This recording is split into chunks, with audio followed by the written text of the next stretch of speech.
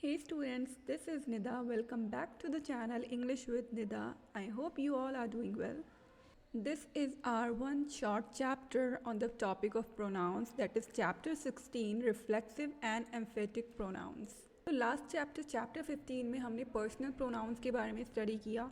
एक personal pronoun जब compound personal pronoun बनता है मींस प्रोनाउन में अगर सिंगुलर है तो उसमें सेल्फ ऐड कर देना और अगर प्लूरल है तो सेल्फ ऐड कर देना. For example myself, ourself, then वो एक कंपाउंड प्रोनाउन बन जाता है. और एक कंपाउंड प्रोनाउन रिफ्लेक्सिव प्रोनाउन भी हो सकता है और एम्फेटिक प्रोनाउन भी हो सकता है. लेकिन वो कैसे डिसाइड होगा? Only according to their use in the sentence में वो किस तरह से यूज़ हो रहा है उसके अकॉर्डिंग डिसाइड होगा कि वो रिफ्लेक्सिव है या फिर एम्फेटिक है. दोनों ही कंपाउंड पर्सनल प्रोनाउंस होते हैं.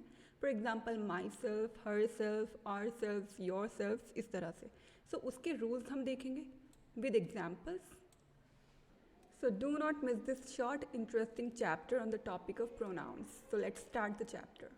And do not forget to subscribe to my channel English with Nida. So आप जल्दी से चैनल को सब्सक्राइब कर लो और कोई भी अपकमिंग वीडियो मिस मत करना. Okay, so let's start with the chapter. So this is our new chapter, chapter 16, reflexive and emphatic pronouns. Personal pronouns दिए हुए हैं यहाँ पर कुछ. माई, योर, हिम, हर, इट, ये सिंगुलर में है. एंड प्लूरल में दिए हुए हैं आर, योर, देम. यहाँ पर आप देख सकते हैं माई जो है वो फर्स्ट पर्सन में है, योर सेकंड पर्सन, हिम, हर और इट ये थर्ड पर्सन में है. ऐसे ही यहाँ पर आर जो है first person, your second person and them third person. Okay, ये सिंगुलर हो गया और ये प्लूरल. एंड ऑब्वियसली योर जो होता है वो कॉमन होता है सिंगुलर और प्लूरल में. ओके, सो इनके साथ सेल्फ को ऐड करने की बात हो रही है. जो सिंगुलर है और जो प्लूरल है उनके साथ सेल्फ को.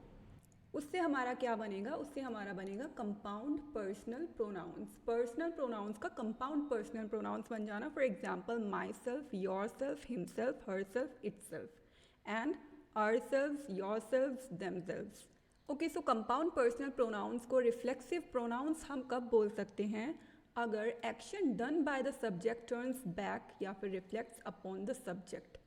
इस वर्ड से क्या समझ आ रहा है? रिफ्लेक्सिव से क्या मीनिंग निकल के आ रहा है? रिफ्लेक्ट करना. मीन्स टू से जो सब्जेक्ट है वो जो एक्शन कर रहा है उस सेंटेंस में वो रिफ्लेक्ट हो रहा है उसी सब्जेक्ट के ऊपर. Turns back upon the subject. Okay, for example I hurt myself. यहाँ पर आई जो है वो सब्जेक्ट है, उसने एक एक्शन किया. हर्ट ये एक वर्ब हो गया और ये यहाँ पर हमारा प्रोनाउन हो गया जो कि कंपाउंड प्रोनाउन है. बट यहाँ पर एज रिफ्लेक्सिव प्रोनाउन यूज़ हो रहा है. क्यों? क्योंकि यहाँ पर सब्जेक्ट ने जो एक्शन डन किया वो उस पर ही रिफ्लेक्ट हुआ. आई हर्ट माई सेल्फ, खुद को ही हर्ट करना. ओके, ऐसे ही यहाँ पर प्लूरल में दिया हुआ है वी हर्ट, वी के साथ यहाँ पर आर आएगा, ourself. Okay, you will hurt yourself. You यहाँ पर सिंगुलर है इसलिए योर सेल्फ आया. और इस अनदर सेंटेंस में you will hurt yourself क्योंकि यहाँ पर ये प्लूरल को शो कर रहा है. ऐसे ही ये अदर थर्ड पर्सन में दिए हुए हैं.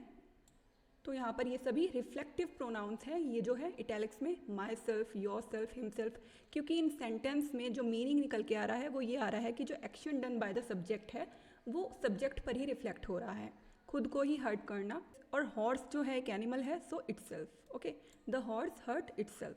तो ये क्लियर है, रिफ्लेक्ट हो रहा है. जो वर्ब है, जो action done by the subject है वो सब्जेक्ट पर ही रिफ्लेक्ट हो रहा है. That's why reflexive pronoun. So it will be noticed that each of these reflexive pronouns is used as the object of a verb. यहाँ पर जो ये reflexive pronouns हैं वो as object of the verb use हो रहे हैं. ये clear है, sentence में as object हो रहा है, ये यहाँ पर subject है और ये verb है. And refer to the same person or thing as the denoted by the subject of the verb. And obviously उसी same person को refer कर रहे हैं जो यहाँ पर subject है of that verb. Okay, ये clear हो गया. यहाँ से next point देखते हैं. Sometimes in older English specially in poetry. Poetry में एक एक्सेप्शन यहाँ पर दिया हुआ है, older English specially in poetry. A simple pronoun was used reflexively. जो सिंपल प्रोनाउन होते हैं not compound, simple means for example me, इसको रिफ्लेक्सिवली यूज़ कर लिया गया है इन पोइट्री. नाउ आई ले मी डाउन टू स्लीप. यहाँ पर रिफ्लेक्स हो रहा है आई ले मी, खुद को ही लेटाना, down to sleep. Okay, obviously अपने आप को ही कर रहा है, ये जो एक्शन डन है बाय सब्जेक्ट. सो यहाँ पर simple pronoun that is me use हुआ है रिफ्लेक्सिवली. ओके, ये एक्सेप्शन यहाँ से क्लियर है. Point number 134, the word self is sometimes used as nouns. ये जो वर्ड है सेल्फ ये अपने आप में ही नाउन की तरह से यूज़ होना सेंटेंस में। जैसे यहाँ पर एग्जांपल्स दिए हुए हैं, यहाँ पर जो इटैलिक्स में सेल्फ वर्ड दिया हुआ है वो एज नाउन यूज़ हो रहा है सेंटेंस में, आप देख सकते हैं रीड करके। टू दाइन own self be true, own self be true, यहाँ पर सेल्फ एज नाउन यूज़ हो रहा है। इस सेंटेंस का मीनिंग निकल के आ रहा है कि be true to yourself, means जो एक्शंस आपके नेचर के अगेंस्ट जा रहे हैं वो ना करना, उनको अवॉइड करना। To avoid something which goes against your nature, okay. So be true to yourself, यहाँ पर ये मीनिंग हो गया इसका। He cares for nothing but self, cares for nothing but self, so यहाँ पर ये एज नाउन यूज़ हो रहा है, अपना केयर करना। He thinks much of self, self का ऑब्वियसली अपने लिए थिंक करना, मच ऑफ सेल्फ अपना। नेक्स्ट देखते हैं एम्फेटिक प्रोनाउंस। एम्फेटिक प्रोनाउंस को हम एम्फेसाइजिंग प्रोनाउंस भी बोल सकते हैं। एम्फेसाइज करना मीन्स स्ट्रेस देना, जोर देना किसी चीज़ को, एक लाइट में एक स्पेशल इंपॉर्टेंस करके बताना। सो यहाँ पर वही मीनिंग निकल के आएगा इसका। Now look at the following sentences.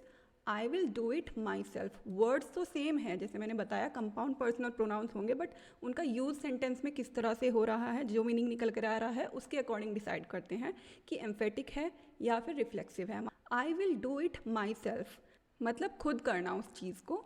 I myself saw him do that, so I myself, यहाँ पर सिंपली भी बोला जा सकता था that I saw him do that, but I myself means जोर देना कि मैंने खुद देखा, मैं खुद करूँगा, तो एक एम्फेसाइज करना। तो ये प्रोनाउन है ऑब्वियसली कंपाउंड प्रोनाउंस, और इनको एज एम्फेटिक प्रोनाउन यहाँ पर शो किया जा रहा है। I myself saw him do that, we will see to it ourselves, okay.